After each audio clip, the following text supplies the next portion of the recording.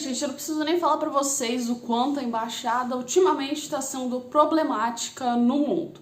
E dessa vez, agora, alguém foi preso na embaixada. Pois é, e a gente vai falar sobre isso.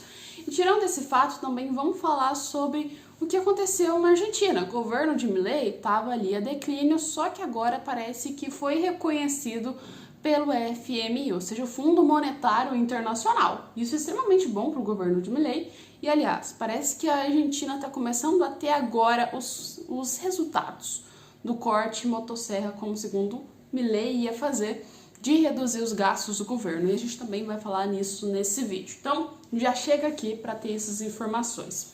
Bem, gente, as embaixadas ultimamente estão sendo usadas como refúgio por vários presidentes, vereadores, candidatos.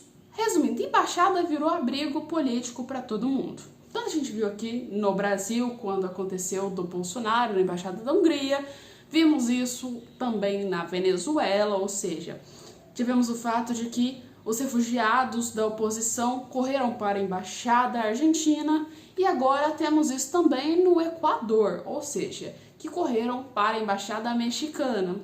Mas, Alessandra, por que esse povo corre para a embaixada? A embaixada vai proteger eles? Tem alguma coisa assim? Porque não faz sentido alguém correr para a embaixada se ele não vai estar protegido, né, gente?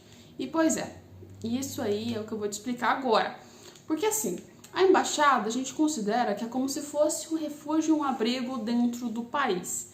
Ou seja, aquele território que pertence à embaixada de um país, pertence àquele país. Ou seja, se você tiver um filho dentro da embaixada americana, o seu filho vai ser americano, entendeu?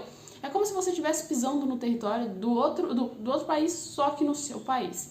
Então, todas as regras, tudo que acontece lá é com as regras do país. Então, resumindo, suponha-se que um certo país é considerado você bater na outra pessoa, é tranquilo, você não vai ser preso, não vai fazer nada.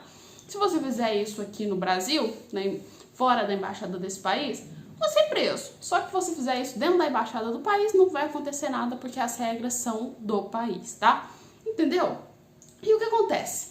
Muitos países e muitos políticos pedem asilo político ou então correm para essas embaixadas para quê? Para fugir de governos autoritários, né, gente?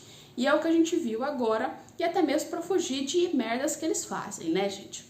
Mas assim, as pessoas correm para lá para se abrigar. Na Argentina foi o caso, no caso da embaixada da Argentina, foi por conta de que estava aí sendo perseguido o Bolsonaro, a gente também já sabe o que foi. E no caso do México foi porque o o ex-vice-presidente, no caso o Jorge Glass, ele meio que fez merda, né? Ele se envolveu com corrupção, pois é, corrupção vinda da onde? Do governo brasileiro, tendo aí, né, o Odebrecht, que a gente já sabe que é uma coisa, o ó do borogodó, o Odebrecht, e que tem vários envolvimentos, sabe com o quê? Com vários tracks de corrupção. Até mesmo em El Salvador, para quem não sabe, tinha sim envolvimentos da Odebrecht com corrupção, tá, gente? O Mauro, que foi o principal, né, Mauro Funes, que era um dos principais presidentes do caso de Equador, que deixou a bomba do Equador, não, desculpa. Um dos principais presidentes de El Salvador, que deixou a bomba estourar lá e tornar um caos o país, e as gangues tomar conta, tinha envolvimento com o Odebrecht. E quem pagou praticamente essa conta para ele ser eleito foi o governo que financiou, o governo brasileiro. E estava no mandato de quem? Vocês já sabem, né, gente? Pois é, resumindo, o Odebrecht tem envolvimento com esse outro presidente, né? E com vários outros presidentes que são envolvidos com corrupção. Mas em específico com esse no Equador, envolvido com corrupção. Aí o governo equatoriense, ele pegou e falou assim, cara, ele tá envolvido com corrupção, vamos fazer o quê? Vamos prender ele, né? Que é o que se faz com qualquer político que tem envolvimento com corrupção. Então, a polícia foi lá e falou, vamos prender o presidente do Equador. Por quê? Porque ele tinha envolvimentos com corrupção.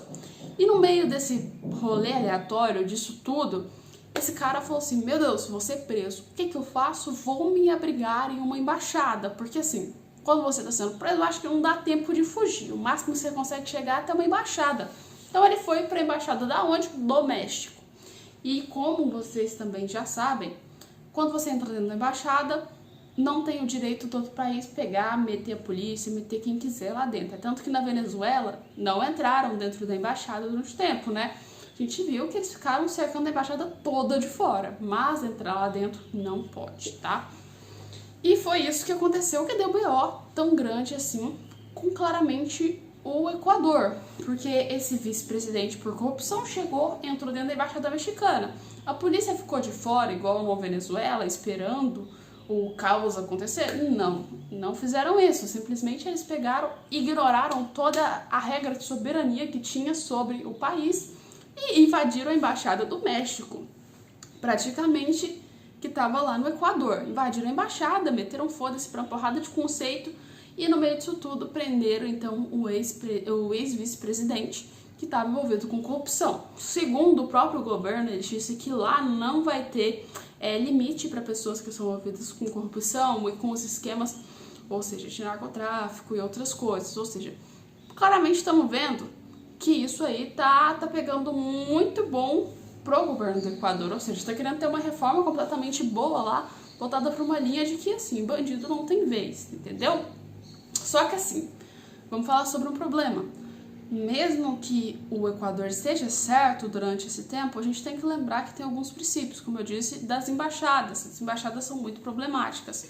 E como o governo equatoriense invadiu praticamente a embaixada do México, o que o México falou? Pronto, não tem mais, assim, soberania, tá arrancando uma embaixada daí, agora não tem mais diplomacia, não quero fazer mais negócio com você. Acabou a embaixada mexicana lá no Equador. Então, assim, uma quebra diplomática imensa por conta disso. O que eles podiam ter feito? Podia ter ficado aguardando de fora da embaixada, tinha um risco desse cara fugir, tinha um risco desse cara fugir. Mas era a melhor opção ser feita no Equador nesse momento, porque assim, invadir uma embaixada, gente, não é tipo assim, só chegar e invadir ali igual, tipo assim, o cara chega, entra em um prédio qualquer, você pega e invade o prédio para tirar ele. Não é a mesma coisa. O prédio da embaixada é um prédio completamente cheio de requisitos, então tem consequências, e a consequência que veio no caso da prisão desse cara foi a retirada da embaixada mexicana do Equador. E assim, talvez não tenha mais nada diplomático entre eles, porque meio que os mexicanos ficaram um pouco com raiva disso aí por terem invadido a embaixada, tá, gente? Mas aí, o que você acha sobre isso? Você acha que tá certo você chegar, invadir um território dentro do seu país para pegar um fugitivo do seu país que tá se abrigando lá na embaixada por conta de corrupção? Você acha que o Equador fez certo de invadir ou você acha que o Equador tinha que esperar do lado de fora? Coloca nos comentários. E agora vamos falar um pouco sobre a Argentina, né, que tá tendo aí várias altas claramente, principalmente percebidas pelo FMI, ou seja, Fundo Monetário Internacional, gente. E a Argentina, olha, parabéns, Milei, tá despontando aí mais do que o esperado. O FMI considerou impressionante o fato de que Milei conseguiu trazer a Argentina de um colapso fiscal e agora está começando a subir e melhorar. Praticamente assim, o progresso que a Argentina alcançou no governo ultraliberal de Milei foi algo que impressionou, mas segundo propriamente os porta-vozes do banco, praticamente de Fundo Monetário Internacional, dizem que o caminho está muito longo e que não vai ser fácil. Mas assim, de fato já é impressionante. O organismo financeiro, ele já apoia o Milei, faz tempo praticamente, desde quando o Milei assumiu seu cargo. Então não é de agora que eles vêm fiscalizando como está sendo feito o governo de Milei. E com o objetivo claro, né, que já tinha de atingir o déficit zero em 2024.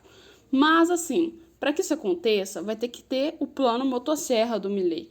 Um plano que é cortar todos os gastos completos do governo. E ele está começando a fazer esse plano motosserra, só que tem um problema.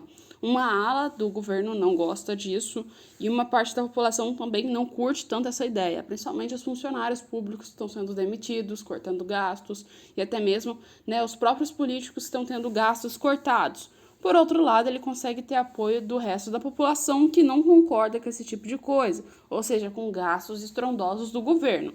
Já em janeiro e fevereiro, meio que ele conseguiu registrar esse super déficit fiscal, ou seja, pela primeira vez em mais de uma década praticamente, as reservas internacionais estão sendo reconstruídas e a inflação está caindo cada vez mais rápido. Isso significa que é um progresso, querendo ou não, para o caso no mercado aí da Argentina, né? Só que o que acontece?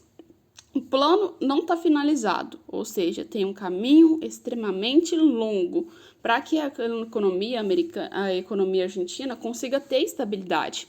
Porque mesmo que ela esteja crescendo durante esses tempos, uma coisa é certa, a economia argentina não tem estabilidade tão grande igual uma economia americana, entendeu? Os Estados Unidos, quando você fala na moeda do dólar, você sabe da economia americana, você tem uma segurança em fazer investimento, porque você sabe que é bem, mas bem difícil chegar a uma falência ou então entrar em colapso o país. Só que a Argentina, assim, mesmo que ela passe a sua moeda para dólar, a gente sabe que, assim, não é uma segurança, já ajuda muito, mas assim, não é algo que deixa completamente seguro de que não vai ter erros, de que não vai ser arriscado no caso do investimento lá, tá, gente?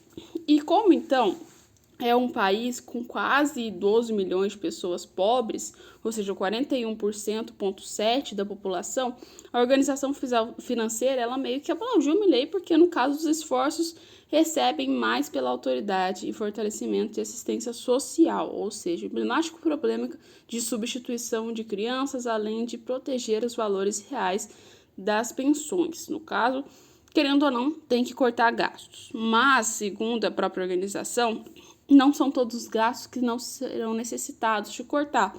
Tem gastos que são essenciais, ou seja, o apoio social, no caso, o pagamento de pensões e outras coisas não são aí de extrema desinteresse, ou seja, tem que ter sim um apoio até mesmo do governo, não precisa ser tanto. Segundo eles, a parte principal que o Milei fez foi ter aí, né, feita a demissão de 15 mil funcionários, ou seja, isso aí já ajudou a valorizar.